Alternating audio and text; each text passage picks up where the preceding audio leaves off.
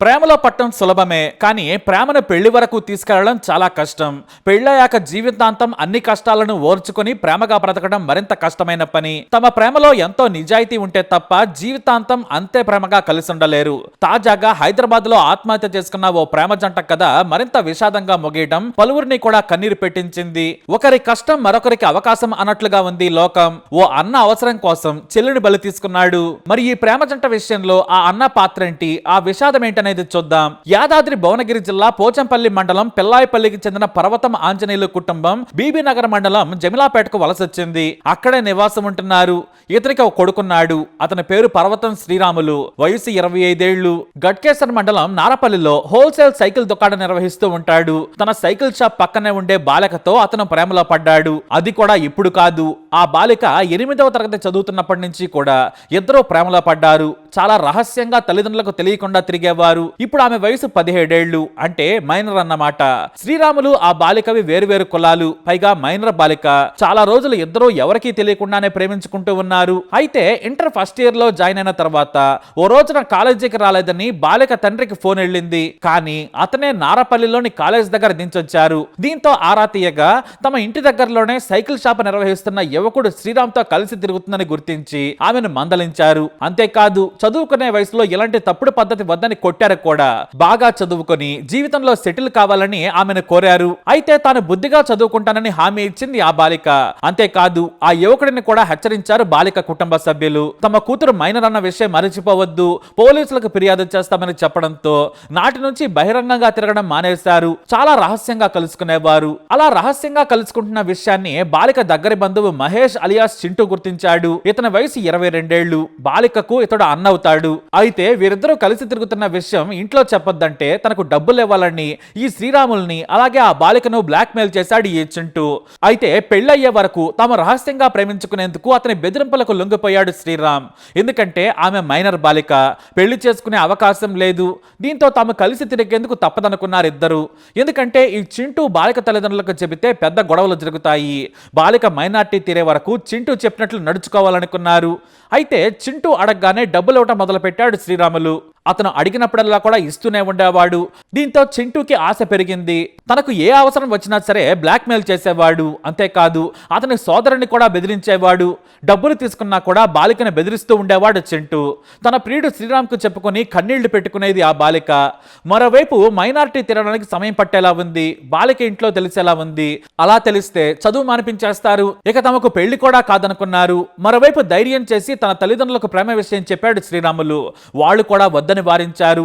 అయినా మైనార్టీ తీరాక పెళ్లి చేసుకోవాలనుకున్నారు. కానీ చింటూ పదే పదే బ్లాక్ మెయిల్ చేయటం మొదలు పెట్టాడు. అతని హారాస్మెంట్ ని తట్టుకోలేకపోయారు. రహస్యంగా కలుసుకోలేక మొదలుపడ్డారు. మరోవైపు చిల్లర డబ్బులకు, పార్టీలకు ఫోన్లు కొనుక్కునేందుకు కూడా శ్రీరామ్ కు కాల్ చేసి డబ్బులు ఇవ్వని బెదిరించేవాడు. బాలిక ఇంట్లోకి వెళ్లిపోయి రహస్యంగా ఆమెను కూడా బెదిరించేవాడు. దీంతో ఇక కలిసి బతకలేం, చనిపోవాలి అనుకున్నారు. ఇదిలా ఉంటే మరోవైపు ఆ బాలిక తల్లిదండ్రులు మాత్రం తమ కూతురు ప్రేమను వదిలేసింది, తాము చెప్పినట్లే చదువుకుంటుందనుకున్నారు. కానీ ఆమె తన ప్రియుడిని మరిచిపోలేకపోయింది. అయితే ఇద్దరు కూడా బ్లాక్ మెయిలింగ్ తట్టుకోలేక, విడిపోయి బతకలేక కలిసి చనిపోవాలి అనుకున్నారు. జనవరి 6వ తేదీన బాలిక తండ్రి నారపల్లి దగ్గరలో ఉన్న ఇంటర్మీడియట్ కాలేజ్ దగ్గర దించాడు. ఆమె కాలేజ్లోనికి వెళ్ళగానే తండ్రి వెళ్లిపోయాడు. కానీ క్లాస్ రూమ్లోకి వెళ్లకుండానే మళ్లీ బాలిక బయటకు వచ్చేసింది. తన తండ్రి వెళ్లిపోయాడని గ్రహించి తన ప్రియుడి కోసం వెయిట్ చేసింది. ముందస్తు ప్లాన్ ప్రకారం మేడిపల్లిలోని సెల్ఫ్ డ్రైవర్ సంస్థ నుంచి కారు అద్దెకు తీసుకున్నాడు. కారులో ఇద్దరు ఉదయం నుంచి వేరువేరు ప్రాంతాల్లో తిరుగుతూ ఉన్నారు. కలిసి కేఫ్లు, ఇతర ప్రాంతాల్లో కూడా తిరిగారు. ఇక సాయంత్రం చనిపోదామనుకున్నారు. అన్నోజీగూడెంలోని ఓ షాపులో 20 లీటర్ల నీళ్ల క్యాన్ కొన్నారు. ఆ తర్వాత ఓ పెట్రోల్ బంకులో 15 లీటర్ల పెట్రోల్ కొన్నారు. అక్కడి నుంచి స్టేషన్ గన్పూర్ రోడ్లోకి వెళ్లారు. చనిపోయే ముందు చాలాసేపు కారులో కూర్చొని మాట్లాడుకున్నారు. ఆ తర్వాత ఇద్దరు పెట్రోల్ని ఒంటిపై పోసుకొని నిప్పంటించుకున్నారు. అయితే ఆ మంటలను తట్టుకోలేక శ్రీరామ్ కార్ డోర్ తీసుకొని బయటకొచ్చి ఫుట్పాత్ పక్కన కుప్పకూలిపోయాడు. మరోవైపు కారులోనే ఉన్న బాలిక మంటల్లో చిక్కుకొని బూడిదైపోయింది. స్థానికులు ఫైర్ స్టేషన్ కు, పోలీసులకు కాల్ చేశారు. కానీ ఫైర్ ఇంజిన్ వచ్చేసరికి ఇద్దరు చనిపోయి ఉన్నారు. ఉన్నారు. కారు కూడా పూర్తిగా దగ్ధమైంది. అయితే బాలిక తన తండ్రికి ఆత్మహత్య లేఖను రాసి ఫోటో పంపింది. అంతేకాదు లొకేషన్ కూడా షేర్ చేసింది. ఇక సెల్ఫ్ డ్రైవ్ సంస్థ ప్రతినిధులు ఘటనా స్థలానికి చేరుకొని మృతుడి వివరాలను పోలీసులకు అందించారు. పోలీసులు మృతుడి కుటుంబ సభ్యులకు సమాచారం అందించారు. అయితే బాలిక తండ్రి ఓ ఆత్మహత్య లేఖను పోలీసులకు అందించాడు. వివరాలు సేకరించిన పోలీసులు చింటూ బ్లాక్మెయిలింగ్ వల్లే చనిపోయారని నిర్ధారించారు. అయితే శ్రీరామ్ అతని ప్రియురాలు ఆత్మహత్య చేసుకున్నారని తెలియగానే చింటూ పారిపోయాడు. అతని కోసం పోలీసులు గాలిస్తూ ఉన్నారు. తమ ఒక్కగానొక్క కూతురు చనిపోవడానికి కారణం చింటూనని తెలుసుకున్న కుటుంబ సభ్యులు అతని ఇంటిపై దాడి చేశారు. చింటూ లేకపోవడంతో అతని తండ్రిని కొట్టారు.